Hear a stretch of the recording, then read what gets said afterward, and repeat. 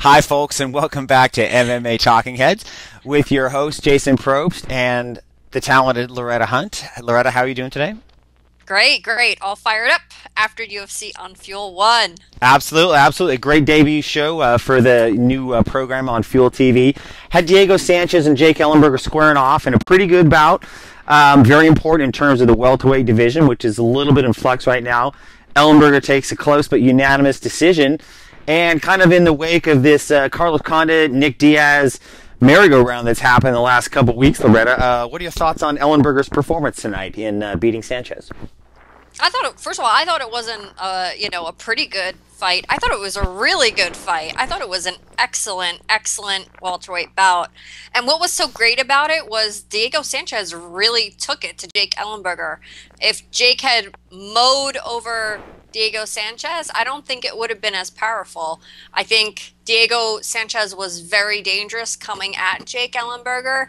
And Jake Ellenberger had to adjust and think on his feet and, showed a lot of the characteristics and a lot of the mettle that I think makes him worthy to take on Carlos Condit for the interim championship. Yeah, and one of the interesting things is Ellenberger fought Condit before in the UFC, incredibly close fight. And I remember seeing that fight and thinking, this Ellenberger guy is really going to be a force to be reckoned with. Where do you think he stands in terms of potential threats to George St. Pierre? Because I've always believed that a guy with his style, good wrestling, very physically strong, imposing style, and heavy hands might be the best kind of threat against George St. Pierre. How do you think he matches up potentially with St. Pierre should he get a shot at the champ? I'd really like to talk about him fighting Condit first because that's a fight I want to see happen now. And I wrote a letter to the UFC tonight. It's going to be posted at si.com, hopefully in a little while, where I asked the UFC brass to reconsider the Condit Ellenberger fight in the interim. George St. Pierre is out till November. Now I'm hearing December. Really? So that's 9 to 10 months we're talking about. Let's just say December. And that's 10 months. The interim title is the title that you defend with any worthy challenger, any worthy candidate that proves himself and comes forward. You have to fight them in the interim. That's what an interim title is. Right. Condit saying he wants to wait. We didn't hear that from Condit. We heard it from Dana White. We'll see if Condit really wants this fight or not. But after watching tonight, he really should want this fight.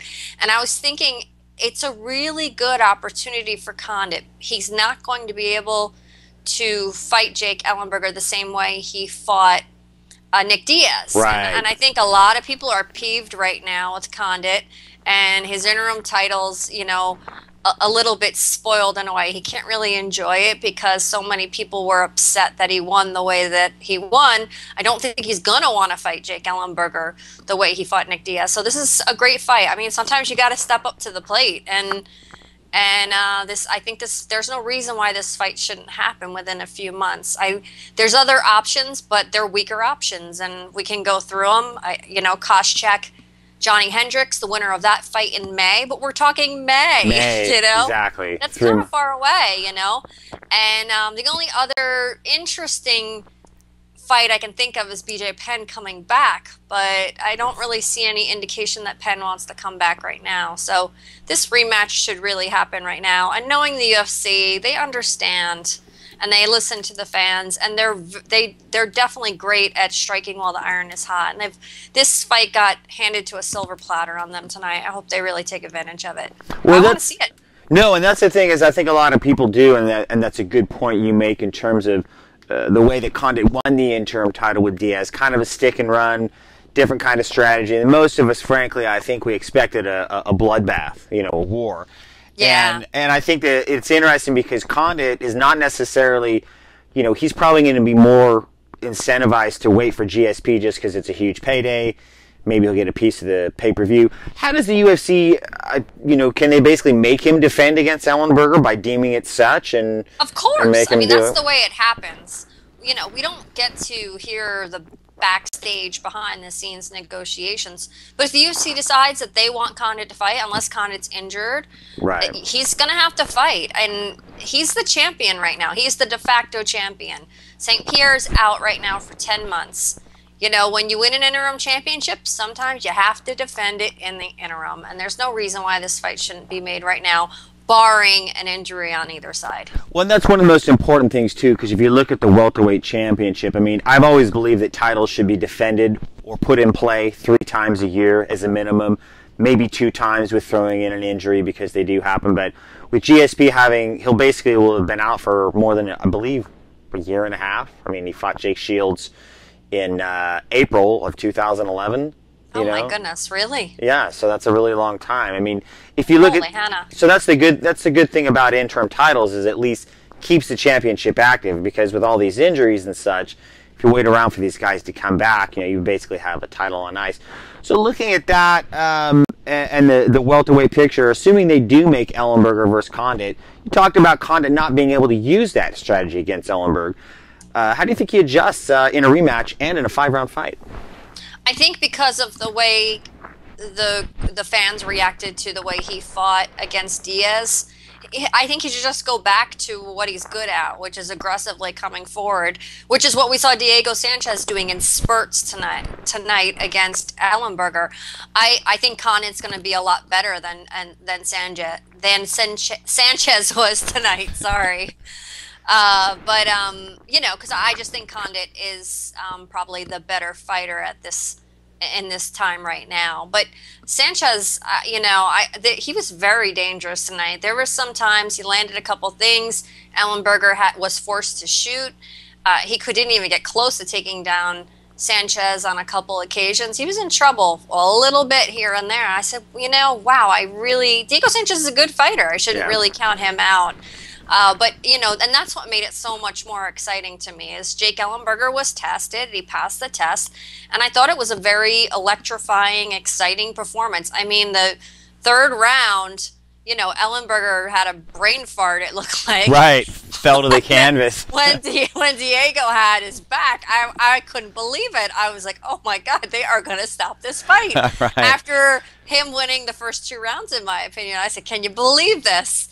And I'm watching the clock, and I'm getting really nervous watching it because I want the true winner to win, and Ellenberger had won the rest of the fight, in my opinion. So very gripping, very exciting, and I think Ellenberger's come into his own. I think the fans are starting to appreciate him.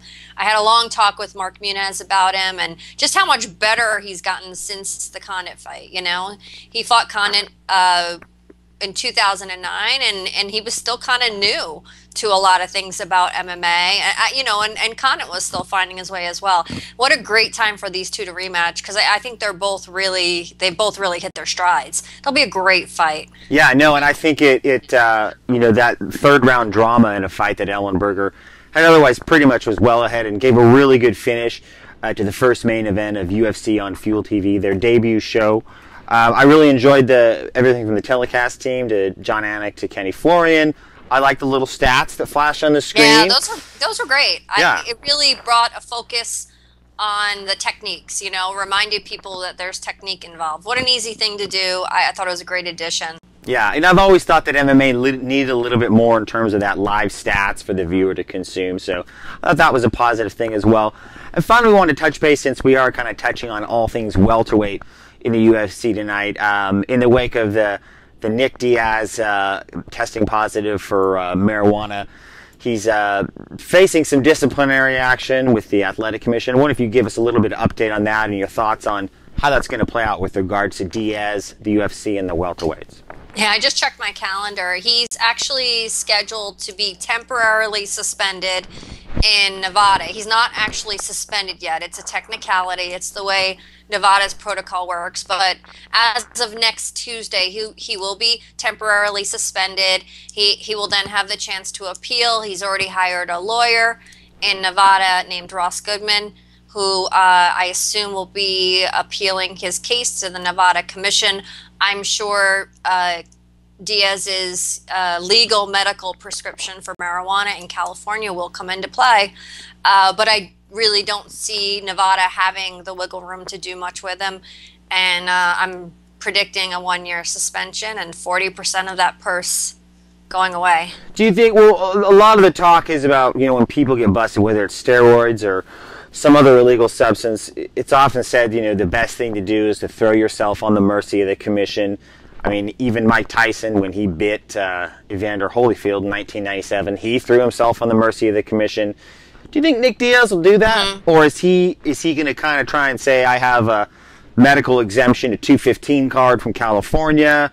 Is he going to make it worse for himself here? Because he kind of has a track record of not really caring about what his best interests are in terms of if that's not what he doesn't want to say or do.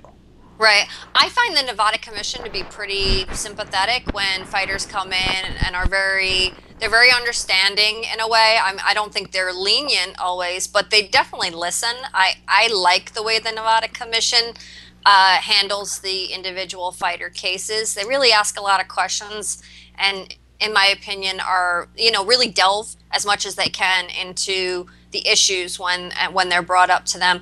If I was Nick Diaz, I'm probably paying a lot of money for that lawyer. I'd let the lawyer do most of the talking. Nick is going to have to speak a little bit, but I think his lawyer should present the case that Nick needs marijuana every day for the quality of his life and has a system where trying to stay within the legalities outside of California with the commissions tries to purge himself of the marijuana, which, by the way, I was thinking about this. Poor Nick Diaz, man, has to go into withdrawal every time he fights. Right. On top of losing weight, marijuana withdrawal, from what I've read, it can be very uncomfortable. So no wonder, you know. Right. He gets irritable. On top of that, with all of Nick's, you know, attention disorder, deficit disorder, which is what he uses the marijuana for, and the weight cut. No wonder he's crappy. He's very irritable. Fights.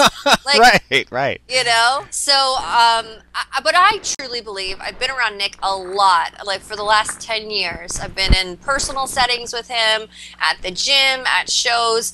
You know, socially, he is a different type of person, and I really think he needs this I think he uses that as medication. I think when he says it balances him out, I understand that completely. Yeah. And, you know, I'm definitely sympathetic to that. You know, on the flip side, I understand, though, that, you know, he took the chance that it wasn't going to be out of his system, it wasn't going to get purged out in time, and that he essentially broke some rules, and he's going to have to pay for that. So, you know, like I said, it's a 1-year suspension coming his way, in my opinion. I think the commission will listen to him, but I don't think much is going to happen. I don't think, even if they are sympathetic and they say, listen, we understand and all that, I don't think they have the power in that room in that time, because there are no medical exemptions for marijuana in Nevada. I really don't think they can do anything. So, great. 1 year, Nick Diaz. 1 year. Well, he'll have a year to take time off and think about what he wants to do. So, great wrap up. Fans, thanks once again for joining us here at MMA Talking Heads. You can reach us on YouTube at youtube.com/MMA Talking Heads and twitter.com/MMA Talking Heads. And Loretta, where can fans get hold of you at? Loretta Hunt MMA on Twitter and Loretta Hunt on Facebook. And, you know, the MMA Talking Heads accounts, like you said, and SI.com. All right. Well, listen, folks, thanks so much for joining us, and we'll see you next time on MMA Talking Heads.